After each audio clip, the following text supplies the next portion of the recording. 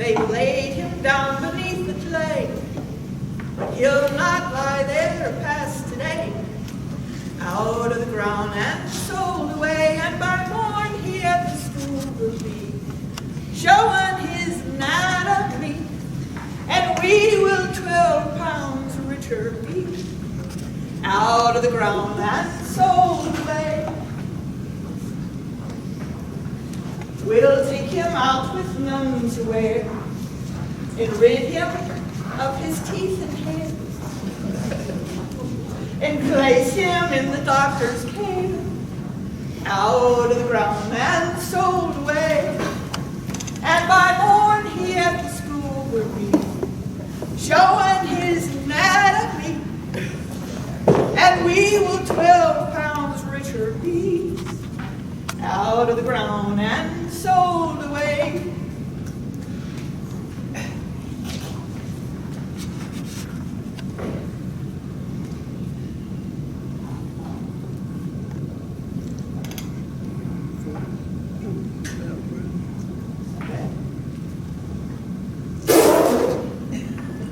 Water.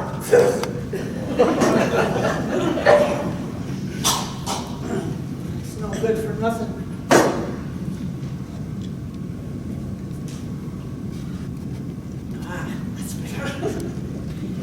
We'll take him out for all to see, to learn from his anatomy,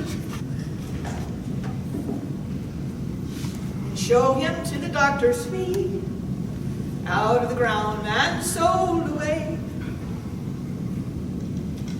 Now Johnny's gone, there's none to see. We'll drink a toast to his memory, and listen for who next will be. Out of the ground and sold away, and by morn, ooh, that's nice, he at the school will be, showing his anatomy, and we will 12 pounds richer be. Out of the ground and sold away. Oh, that's a pretty piece, isn't it?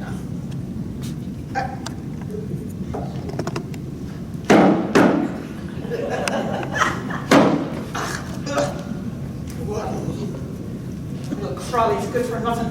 Where's that water? Don't you get in there and drown you little buggers. Drown you.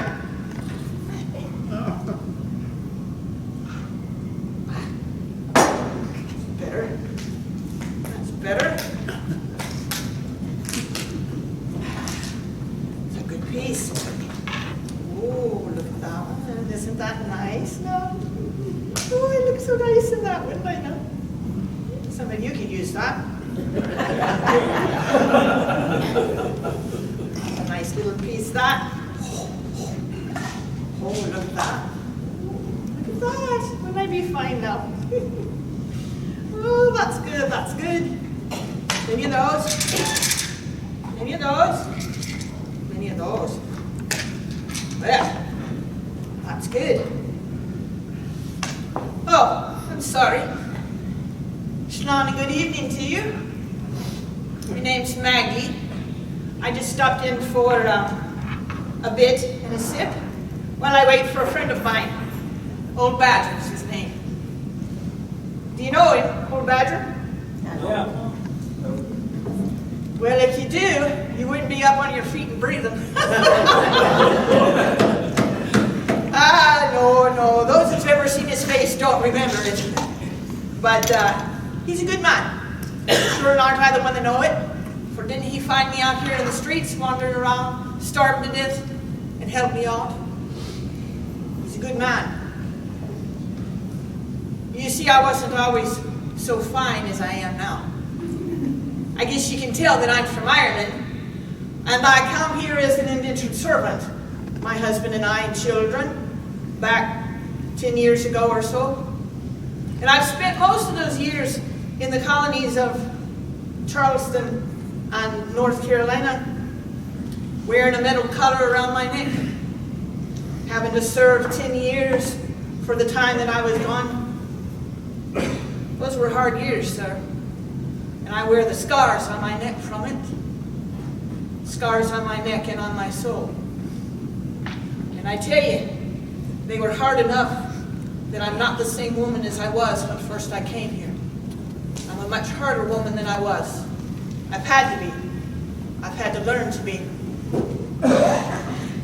But still I should be there, being a servant and wearing that collar, except for two things: the will of the good Lord and a man's stubbornness. Poor man. You see, there at the last, I was owned by a man of the cloth, a parson. 4 long years I belonged to that man, and always having to follow him everywhere I go with my arms in the laundry tubs to do the laundry for him, to earn the coin for everywhere we went. Now, don't think I wasn't grateful, because sure I was, because he was a kindly man. For a parson. Well, I'm sure he meant to be. Anyways, but I thought I never would be rid of him. I thought I'd be with him for the whole 10 years, having to listen to him preach at me all the time for what I thought he thought I ought to be doing, where his wife scolded me for what she thought I ought to be doing. I thought I'd be with the two of them until the whole 10 years were gone. Poor man. However, good enough man that he was, he had one great fault. And that was that he never took any advice that I ever gave him. And him not even being Irish. But oh no, he'd do whatever he pleased, no matter what I said to him. I tell him all the time, God made 2 kinds of men in the world. He made them that can sing like the angels, and them that bray like a donkey. And sure don't you have the stubbornness to go right along with it. But sing he would anyways, no matter what I said, or no matter how I clouded all the ears of the people that had to listen to him. And wasn't it his undoing? Poor man. You see, there come a day, and there he was, leading the funeral. Robes and tabs, ringing the bell, walking right in front of the carriage that was pulling the corpse behind him, just like he always did. I guess that day, the solemnness of the whole occasion must have come over him. For doesn't he suddenly stop ringing the bell, and he opens up his mouth, and he starts to sing out the grand old hymn.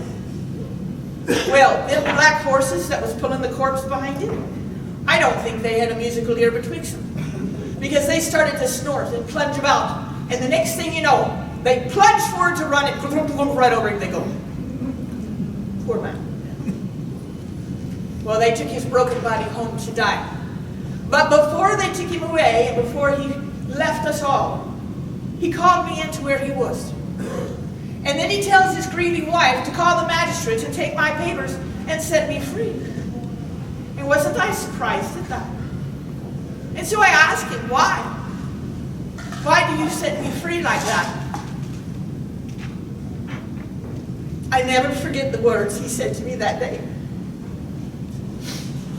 Maggie, he says, sure, and I would not wish you on anyone other than myself, with your Irish tongue and your Irish ways.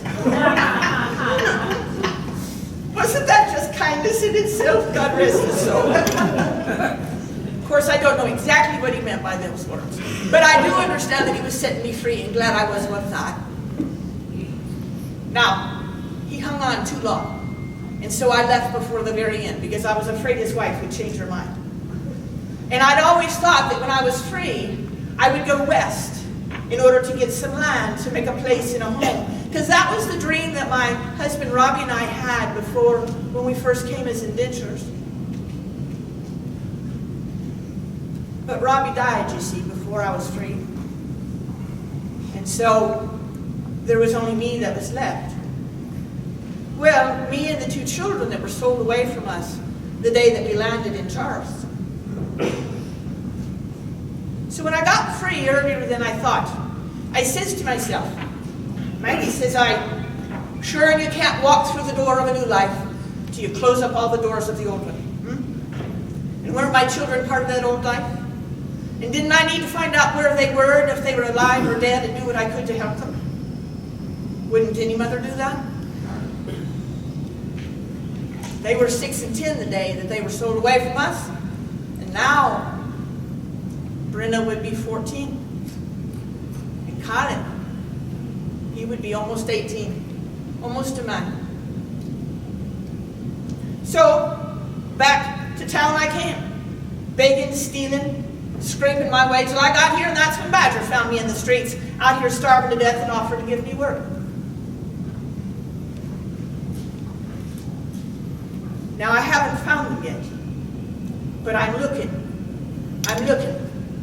And I'm going to keep looking till I do find them. Because you see, I promised them the day they were sold away from us. I told them, I called out to them, and I said, your mother will come back for you.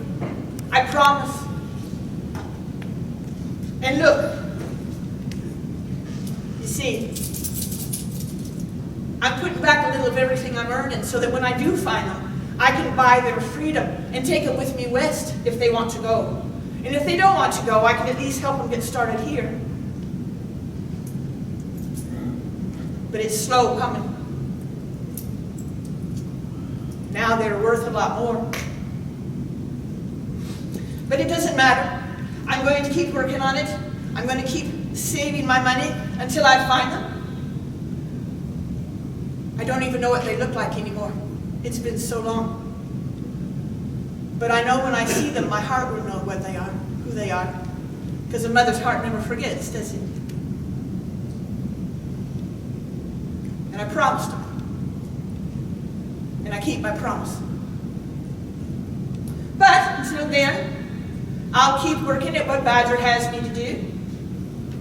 And I guess you can tell by my fine clothes what it is I do. I'm a professional mourner. I get hired by the families to follow along behind the funerals and weep and cry and wail over the corpse like I knew who they are and I care, but I don't. I don't know them any more than the one I'll follow tomorrow, but I make sure everyone that hears me thinks that they do. Because you see, nowadays, everyone will judge you by how many show up to your funeral. It doesn't matter what kind of life you've led and how good or bad you are. It's the funeral where they will judge you. And so your friends and neighbors will all be talking behind their gloves if not enough people show up to cry over you. If you don't want to be the laughter and the gossip of your friends and neighbors, you hire people like me to follow along behind and fill out the edges and weep and cry and wail and grieve and act like we care that whoever this is gone. I get a 6 pence for doing that. Sometimes I get a shilling. Like I did today when I followed the funeral of Jimmy Wyatt to the grave. And I did him an honor too. I wept and wailed and cried my very best for him. Though as stingy as I heard he was, I think he would rather have paid me less and gotten less, but it wasn't up to him anymore, no, was it? And my morning here he comes. Will be showing his humanity, and we will 12 pounds richer be. I've been round and sold away. Later, Maggie. Watch yourself. How are you now? I'm doing good. I wondered when you were going to get here. We Yeah, were sitting here I waiting am. for you. Here I am. Well, I'm glad that you're Oh, here. somebody left something good here. You know what? That's going to fall on the ground. I'm not going to put it there. Oh, what's this? Hair.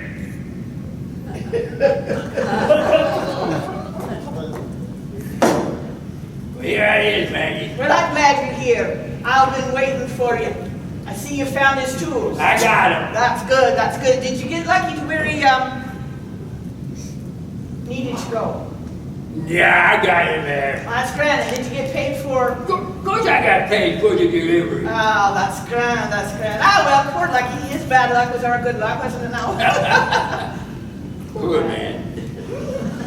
What about my part? Oh, he didn't have no hair. Oh, I know he didn't have no hair. Talking about his Oh, teeth. here you go.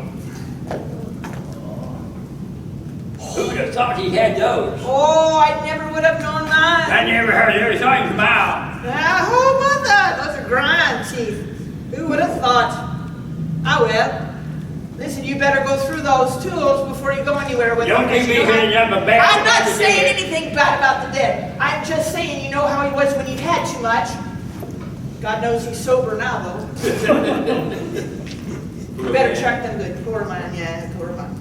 Who did you get to take his place? Well, I ain't got nobody to take his place yet. You haven't gotten anybody. Are you not listening to what I'm telling you? I just came right back. I keep the difference here over to the doctor. I come over here. I don't hold your tongue. Don't you be telling me my business. You hold your tongue. Maggie, I ain't got no tongue. Well, I forgot. Ever since he got hit in the shovel in the face last year, it cut out part of his tongue. You know, hardly understand a word he says. Makes his accent so much worse. So what are we going to do? Well, I'm going to go back out there. There's people walking. You don't have time to go back out there. There's no time. It's almost time. It's dark out there already. What are you talking about? I can find something. What about these folks? No. Oh, no. Look. There's a few of them that look like they might know what a shovel is. No, they look like a bunch of poor people that sold off their Well, they are poor. people. They probably need a little bit of money. Look how poor their clothes are. I imagine they're pretty desperate. Plus, they just used their last money to eat. Well, anyway, I'll talk to them about No, it. you don't need to talk to them. You let me talk to them. I look more trustworthy than you do. People are going to listen to me better than they're going to listen to you. Why don't you just sit down and be quiet? You can't understand anything you say anyways. And don't interrupt me. What are you talking about? Hey, look, blue.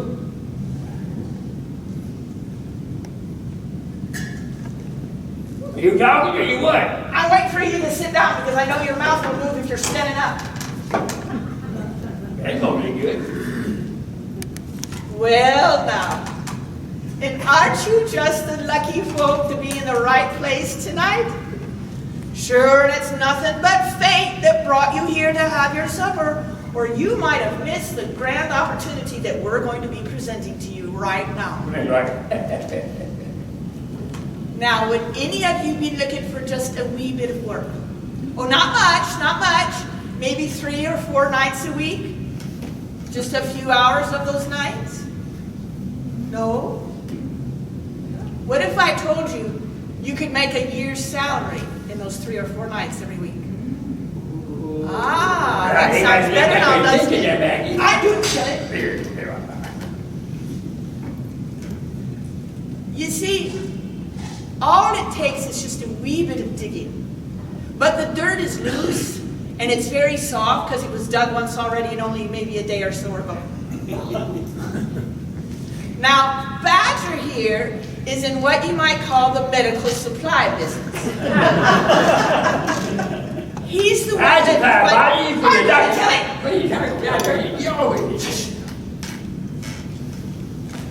He's the one that provides the specimens for the medical school doctors to work on to train their young students. And heaven knows, we know they need the practice, do we not? Now, why does he do that? Well, you see, that's because it's illegal in the colonies for the medical schools to have a body to practice. Oh, they can have the murder. I'm trying to tell you. The only bodies that they can have are the ones that are murderers and they've been hung. But there's only 5 or 6 of those a year. So how do you train a whole school of young students when you've only got 5 or 6 to practice on? Well, I'll tell you, they'll be practicing on you, and you still alive, at least until they do their practicing on you. Now, I want you just to think about this for a moment, all right? That the next time you go to the surgeon, and you tell him that you've got a pain in the middle, and he says to you, well, I think I may need to cut you open and take a look and see what's hurting you in there. But I've never seen the inside of a person before, so this ought to be great fun. Do you mind if I make the hole a little bigger and look around while I'm in there? They'll be going, what happens if I push here? Now that doesn't give you any plums for your puddings, now does it?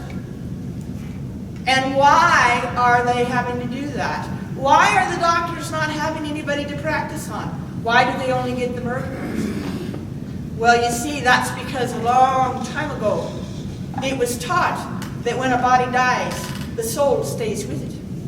And if you do anything to the body once it's dead, like cut it or burn it or hurt it in any way, It releases the soul into the air, and it wanders the earth as a poor and unhappy spirit. And God himself cannot put it together on Resurrection Day, and so it goes to the bad place for forever.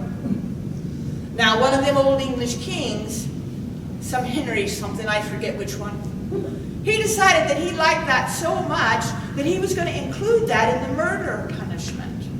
See, he thought murderers were the very worst ever of anyone who did anything wrong. And so he wanted to make sure that they never had any chance of going anywhere except for straight down.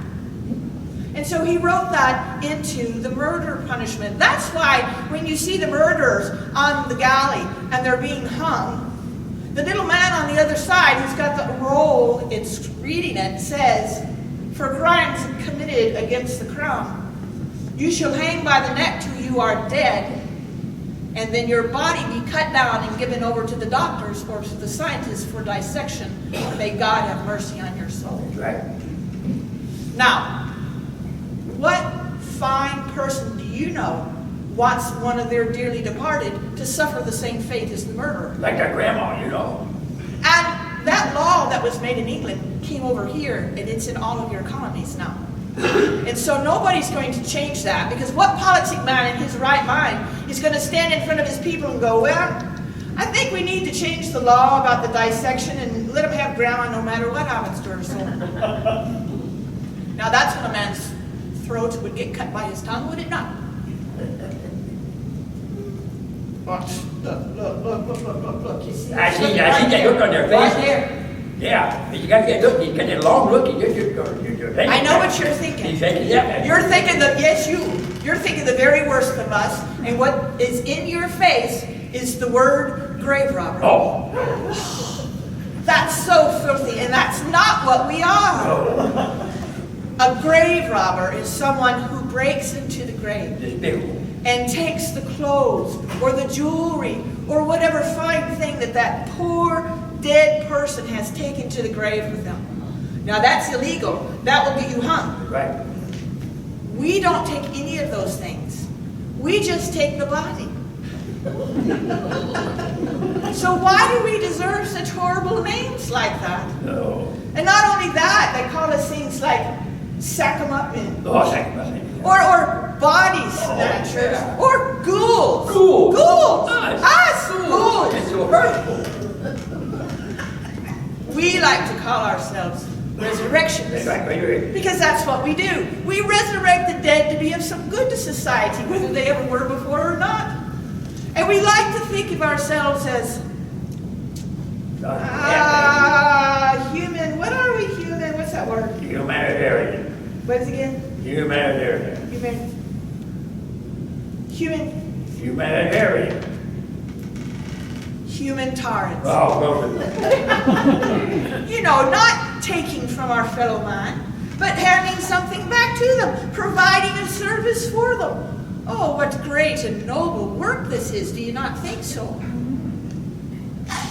But unfortunately, not everyone thinks so well of us taking Grandma or Uncle Jimmy out for a little walk after they've worked so hard to put them in the ground. So that's why we have to do our work at night and quiet night. And we've got a job to do tonight. That's right. And we're one man short. Yeah, lucky. Because old Lucky was acting the maggot last night again with his drinking. And he fell in a hole and broke his neck and went to visit old Scratch before anyone knew what had happened. And now we are missing someone, and we've got a position to fill. Poor Lucky wasn't quite so lucky, was he? Poor man. Poor man. So that's why I'm talking to you about this. Because we need to fill this position tonight and go and get Jimmy out of the grave. And like I said, it's not hard work. It's easy work, isn't it, Badger? Of course it is. And Badger, even here, will give you everything you need, the clothes and the tools, to do it for free. Won't you, Badger? Of course he will. Why don't you sit up until I'm done? All right, I'm going to stand up until I have to do it. You put your hat back on, man. Oh. Well, now the first thing I'm going to do is I'm going to give you a fine smock to wear. He's going to give you a smock to wear. That covers up your clothes. That keeps anything that might ooze or leak from getting on your not so nice clothes. All right, that's number one. Now, number two,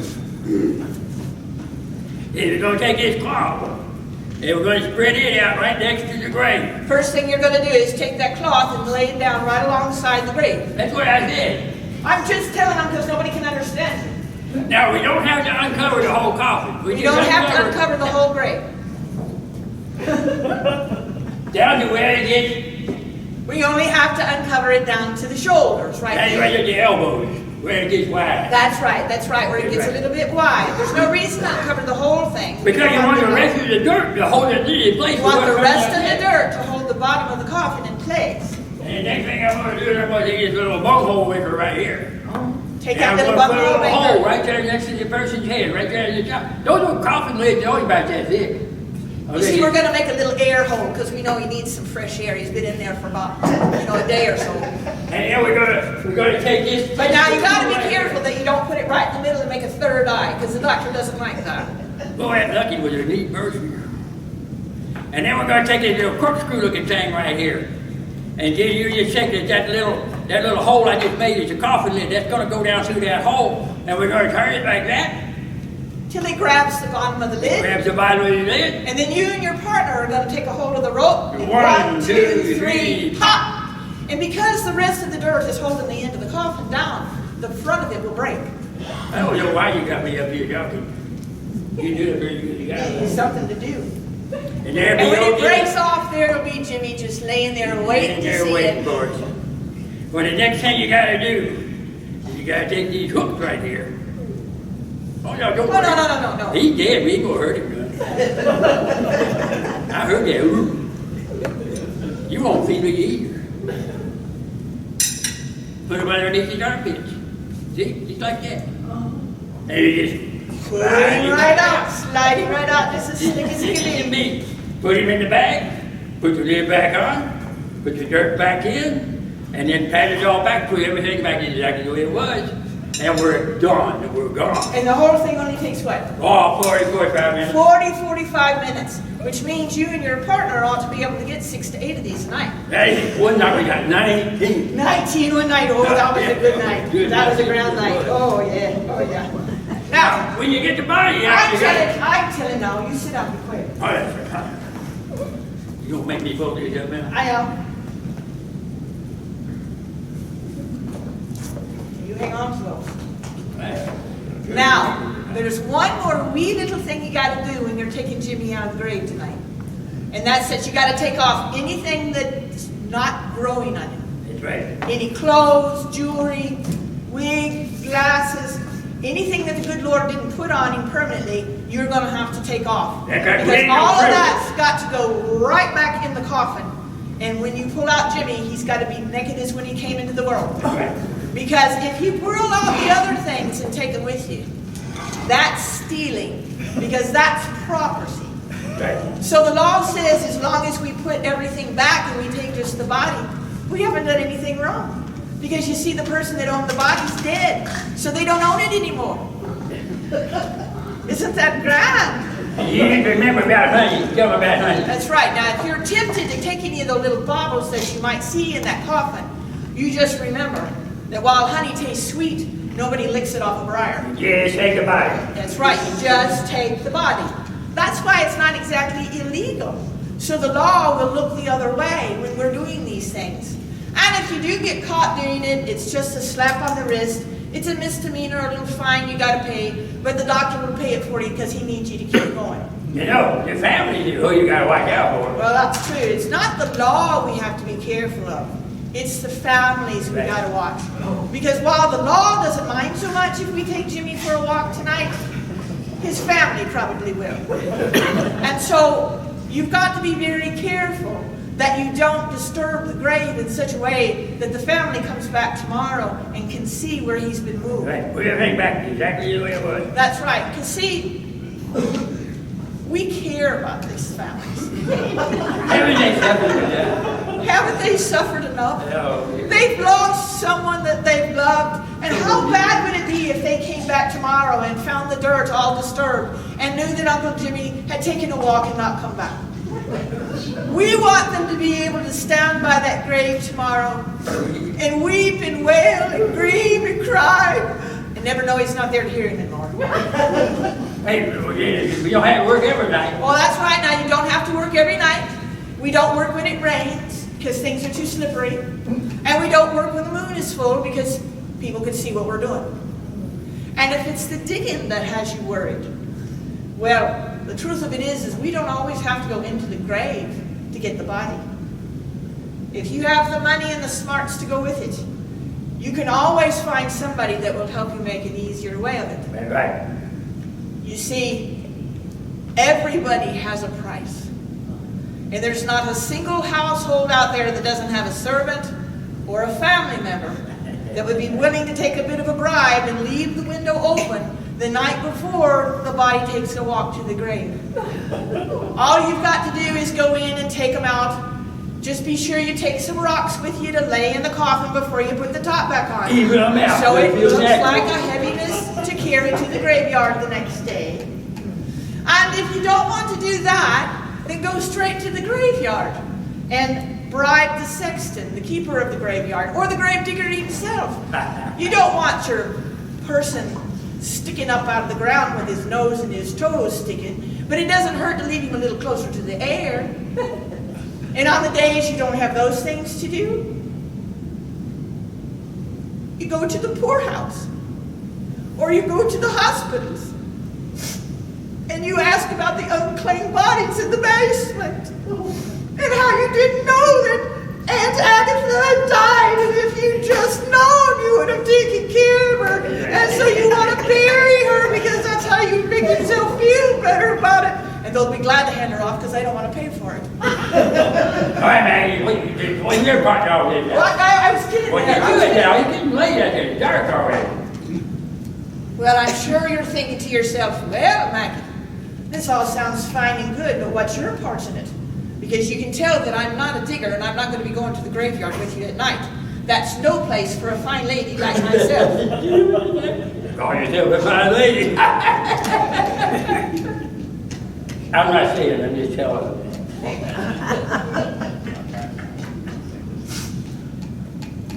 My job in all of this is to take care of you. Now, I'm not your mother. I'm not going to cook your meals or do your laundry for you. You can find a woman to do that. But what I will do for you is I told you already that I'm a professional mourner, right? And I follow along behind the funerals. And I weep and I wail and I cry.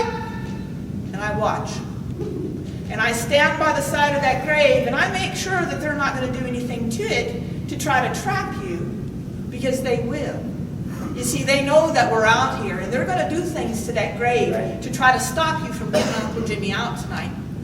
They can do things like bury them in a lead coffin. That makes a bad night. Or they can take just the lid of lead and lay it on top of the coffin, and you dig all the way down and then you can't go any further. Sometimes they rent cemetery guns. All of your cemeteries have a gun that you can rent. It's a little blunderbuss, about that big, sits on a block of wood, sits on the ground with little tripwires that run over to the grave that you're trying to get into. And so if you go through at night and trip on it, the gun swings around and we've got 2 bodies to take to the doctor. That's why I let you go first. Be going. Sometimes now they're even putting explosives in the grave, so that when you go 1, 2, 3, pop, it actually goes 1, 2, 3, kaboom! And there are no bodies left to take to the doctors. Now, they can also hire people to sit in the graveyard at night and to watch over the graves. The graveyard shift. That's called the graveyard shift. And those are not the people you want to get angry at you, because by the time they've sat there all night and they're drunk, they're ready to shoot anything that moves out there. Now, the poor people, they can't afford to do any of those things. So it's the poor graves we go to the most. But what they can do is they can put things in the dirt. They put flat rocks, or they put sticks in little patterns, rocks and patterns. Now, that doesn't stop us from getting in to get Jimmy tonight, but tomorrow they will come and brush the dirt aside, and if they see that the pattern has been broken, then they'll know that Jimmy's been taken out. And they only have to do these things for about 2 weeks. And by the end of 2 weeks, the doctor don't want what's down there anymore, and we've lost all our money. So that's what I'm doing for you. You see, I'm going to watch for all of that. And And every night we meet at the Blind Beggar Tavern. Oh, about what, 9 or 10 o'clock for supper? A little earlier tonight to get already dark. And we'll all have a little bite to eat together, and I'll tell the boys, now, here's the bodies you need to go after tonight, and this is what you need to watch out for so you don't get trapped. See, I take care of you, don't I? You must die. That's right. Now, I'm sure you're thinking, oh, that's fine, Maggie, that's fine and good. You're taking good care of me. But how much do I have to pay you in order to do that fine work? You don't have to pay me anything at all. All I want is 2 things from you. The hair and the teeth of the people you take out. Now, you see, the doctor don't care if Jimmy comes with a head full of hair tonight or not. And he certainly doesn't care if he has any teeth, because he's not going to be eating anything. So when you pull him out of the grave, if he's got a good head of hair, I want you to cut that off and give it to me. And on Monday I'll take it to the wig makers, and they'll make wigs for the fine fancy gentlemen and ladies. And the teeth, all I need are the top 6. Eye tooth to eye tooth, right here. Those are the only ones the dentist wants. He's going to use them to make dentures with. Now, why does he only want those 6 for dentures? Well, the dentists don't know how to do a good enough job to make dentures to do anything. They fall out of your mouth when you try to talk. They're held in place with wires. So you really can't even chew with them. So the back teeth, they use wire, they use metal pieces, animal teeth, wood, anything like that at all. The only teeth that you're going to see are the ones when you smile, like that. So it's just the smiling teeth that he wants. Eye tooth to eye tooth, right up here. Now sometimes he likes the bottom ones too, but that's not important. He can use animal teeth for that. Oh, and now they're doing something new. They're doing something called an implant. Have you heard of those? Have you ever heard of those? No, these poor people, they never had heard of that. They don't have any idea what that is, do they? I told you they were poor. The dentist now, if you have a tooth that falls out here, then you go to the dentist if you have the money, and he'll get one of Lucky's or whoever's that he's bought for me. One that's just a little bit bigger than the hole that yours left. And he'll take it and put it up in your gum and take a wee little hammer and hammer it up in there. So that the other 2 teeth pinch it and hold it. You know, sometimes it lasts 6 or 8 months. Sometimes it'll last 6 or 8 months before it falls out and you have to have it done again. Isn't that wonder? Oh, what they can do today, science. Now, if you've only got time to pull 1 set of teeth out of these top, you know which 2 to pull.